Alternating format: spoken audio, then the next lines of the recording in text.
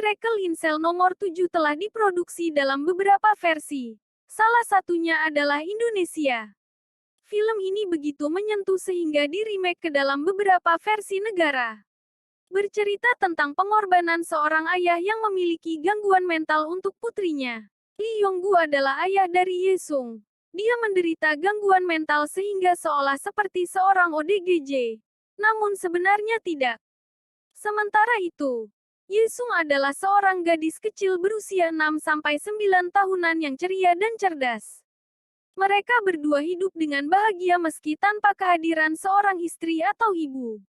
Suatu kali Lee Yong-gu mengajak Ye Sung ke toko peralatan sekolah hendak membelikannya sebuah tas yang telah lama diinginkan Ye Sung, yaitu tas bergambar Sailor Moon.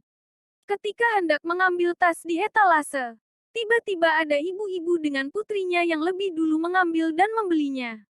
Sontak Lee Yong-gu kaget dan berusaha untuk mengambil tas tersebut dengan sedikit memaksa, namun dihalangi oleh penjaga toko. Pada lain hari, Lee Yong-gu yang sedang bekerja sebagai tukang parkir, dihampiri seorang gadis kecil. Rupanya ia adalah gadis kecil yang tempo hari membeli tas Sailor Moon. Gadis tersebut sepertinya kasihan dengan Lee Yong-gu yang saat di toko tersebut hampir menangis ingin tas tersebut. Ketika bertemu Lee, ia mengatakan pada Lee kalau ia tahu toko lain yang menjual tas serupa. Diajaklah Lee oleh gadis cilik tersebut. Sampai di satu tikungan gang, Lee terpeleset. Sementara gadis kecil tersebut sudah masuk ke tikungan. Ketika Lee berdiri dan masuk ke tikungan, ia mendapati gadis kecil tersebut telah tergeletak di tanah dengan kepala berlumuran darah. Lee yang panik mencoba melakukan CPR, membuka celananya untuk melancarkan peredaran darah, dan melakukan pernapasan buatan. Tiba-tiba, ada nenek-nenek yang melihat Lee waktu melakukan membuka kancing celana dan melakukan pernapasan buatan. Karena tidak tahu apa yang dilakukan Lee, nyonya tua tersebut mengira ada tindak pelecehan seksual. Seketika wanita tua tersebut lari dan lapor polisi. Lee yang tak menyadarinya, tetap saja di TKP mencoba melakukan CPR. Tak lama berselang, polisi datang meringkus Lee layaknya kriminal. Sementara gadis tersebut dinyatakan meninggoy, diduga dilecehkan dan dibunuh Lee. Lee dibawa ke kantor polisi untuk diinterogasi. Namun sepertinya bukan interogasi biasa. Dia dipukuli oleh para polisi. Lee dipaksa mengakui perbuatan yang sama sekali tidak ia lakukan. Belakangan diketahui bahwa gadis kecil tersebut adalah putri dari seorang jenderal polisi berbintang 4. Lee yang mempunyai gangguan komunikasi dipaksa untuk menandatangani surat pengakuan. Namun para polisi mengatakan itu surat untuk menemui anaknya. Lee kemudian dijebloskan dalam penjara tanpa proses pengadilan. Lee dimasukkan ke sel nomor 7, yang sudah berisi 5 orang napi lainnya. Salah satu napi menjadi ketuanya. Ia adalah mantan gangster. Mereka berlima punya bisnis mendistribusikan barang-barang selundupan dari luar yang merupakan permintaan napi-napi lain. Awalnya, para penghuni sel nomor 7 merendahkan Lee karena menganggap kejahatan yang dituduhkan pada Lee merupakan tindak kriminal paling hina di antara mereka. Suatu hari, ada kelompok napi lain yang ingin merebut bisnis napi sel nomor 7. Ketuanya hendak ditikam, namun digagalkan justru oleh Lee yang kebetulan melihatnya. Alhasil, pisau malah bersarang di perut Lee. Dari aksi Lee tersebut, sang ketua sel nomor 7 merasa berhutang budi dan hendak membalasnya dengan mengabulkan apapun yang diinginkan Lee. Ketika ditanya apa yang diinginkan, Lee hanya berucap satu kata, yaitu nama anaknya Ye Sung. Demi membalas budi Lee, ketua sel nomor 7 menyusun rencana untuk mempertemukan Lee dengan putrinya. Rencana tampaknya berjalan lancar. Panti tempat Ye Sung diasuh berhasil mengadakan konser paduan suara di penjara. Diam-diam, Ye Sung dibawa ke sel nomor 7 dengan memasukkannya ke dalam kardus. Lee yang kemudian melihat anaknya sangat bahagia. Ye Sung pun memeluk erat ayahnya dengan air mata bahagia. Dari pertemuan inilah segala keajaiban terjadi.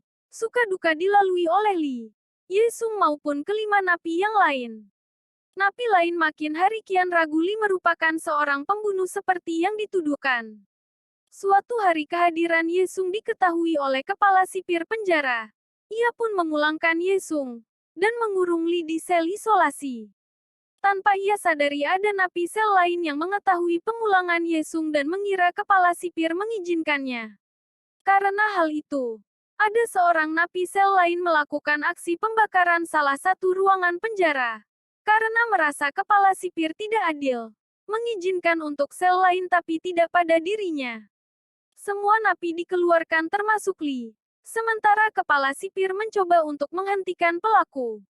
Pas kekacauan terjadi, Li hendak keluar. Namun ia melihat ada dua orang tak sadarkan diri di ruangan sumber kebakaran. Dua orang tersebut adalah pelaku dan kepala sipir. Awalnya Li berteriak-teriak minta pertolongan untuk menyelamatkan kedua orang dalam ruangan itu.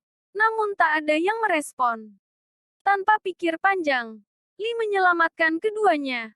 Meskipun kobaran api makin menggila. Mengetahui bahwa Li menyelamatkan nyawanya, kepala sipir juga mulai meragukan bahwa segala dakwaan terhadap Li adalah benar. Kepala sipir mencoba mencari tahu berkas kasus Li dan mendapati surat pengakuan tersebut tidak ditulis sendiri oleh Li. Kejanggalan terjadi. Ia pun meminta penyelidikan dan pengadilan ulang atas kasus Li. Mendengar bahwa kasus Li akan dibuka kembali, seluruh penghuni sel nomor 7 berusaha semaksimal mungkin untuk membantu Li sukses di pengadilan. Dengan sabar, mereka berlima menanyakan dan merekonstruksi kejadian terbunuhnya Putri Jenderal di hari itu. Mereka pun melatih Li untuk menghafal berbagai kunci jawaban bahwa itu adalah murni sebuah kecelakaan. Dengan susah payah, akhirnya Li berhasil menghafal semua kunci jawaban dengan lancar. Semua meyakini bahwa Li akan memenangkan kasus dan dibebaskan. Menjelang hari H, Li didatangi oleh ayah korban yang merupakan jenderal polisi. Saat itu, tidak diketahui apa yang dilakukan sang jenderal ketika bertemu empat mata dengan Li. Pengadilan pun berlangsung. Dua dari teman sel nomor 7 membantu Li dengan bersaksi atas perilaku Li selama di penjara. Hadir pula 3 teman napi sel nomor 7 lainnya, kepala sipir dan Yesung beserta ibu asuhnya. Setelah pernyataan dua saksi napi sel nomor 7, tibalah pertanyaan dari penuntut kepada Li. Rupanya, sang jenderal hari itu menghajar Li habis-habisan dan mengancam Li.